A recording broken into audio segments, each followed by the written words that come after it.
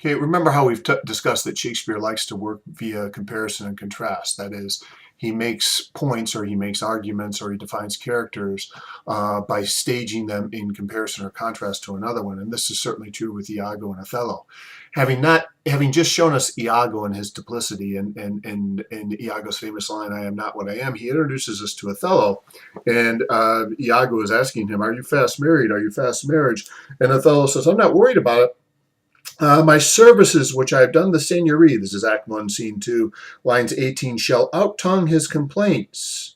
In short, Othello believes that his honor and his success is enough to outweigh real-world politics. And sadly, he'll discover that's not true. But it does introduce us to the type of character Othello is. He's honest, sincere. He has real and extraordinary accomplishments, but he might be what most adults would consider somewhat naive, and that he expects to be rewarded honestly and fairly for what he's done. Down at the bottom, Iago says, "Those that are raised father and his friends, you were best go in. You'd better hide. You'd better hide," Iago says, "because Brabantio is a senator in Venice. He's got powerful friends and they're coming for you." And Othello's response is, "I'm not going to hide." Othello's response is, "Not I. I must be found. I must be found. My parts, my title, and my perfect soul shall manifest me rightly." And this is in stark, direct contrast to Iago's, "I know not what I am." That is, you'll never find me. Maybe I'll never find me inside me, right? That's how cloaked and dark, and if you want to call it this sort of thing, sick and twisted Iago is. He doesn't even know himself. But Othello, in contrast, says his first lines, almost his first lines are on stage, are, "I must be found. Here is who I am. Here is what I've done. Take me for what I am." And who he is, again, is a mature general. He's certainly not a hothead. When confronted by Brabantio's men, line 60, it is Othello who says, "Keep your bright swords, for the dew will rust them." In other words, we're not going to fight here. We're not going to fight. We're going to handle this in a civilized way. If anyone were at a queue to fight, I'm the one that would know how to fight. I'm the top soldier here. But I'm also not a young 18-year-old or even 16-year-old like Romeo or or Hotspur, or Prince Hal, one of Shakespeare's young men who are caricatured by the fact that they don't have control over their emotions. Othello defines himself by his maturity.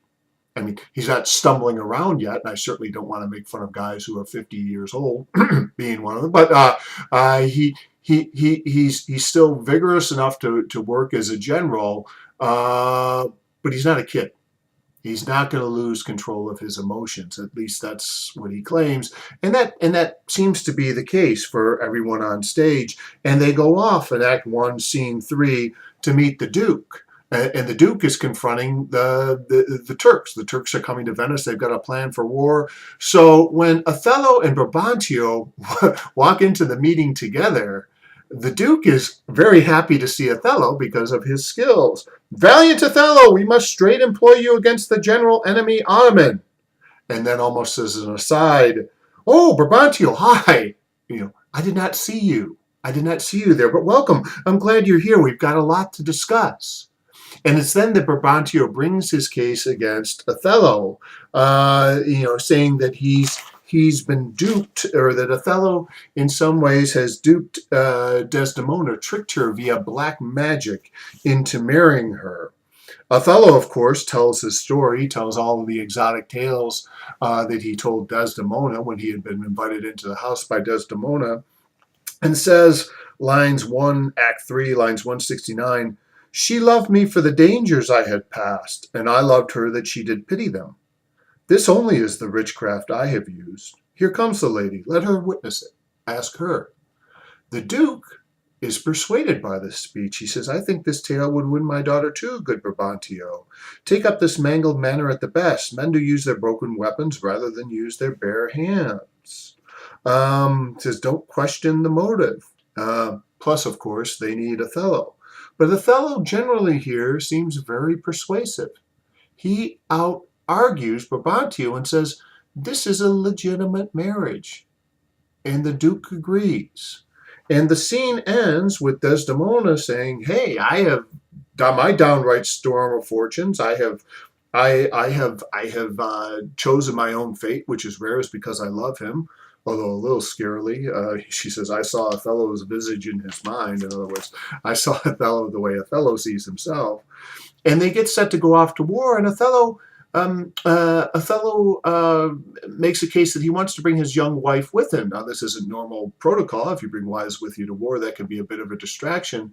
But again, Shakespeare rounds out this scene that began with Othello's maturity and his self-control, with Othello saying, hey, I am not overwhelmed by young desires. Lines 266.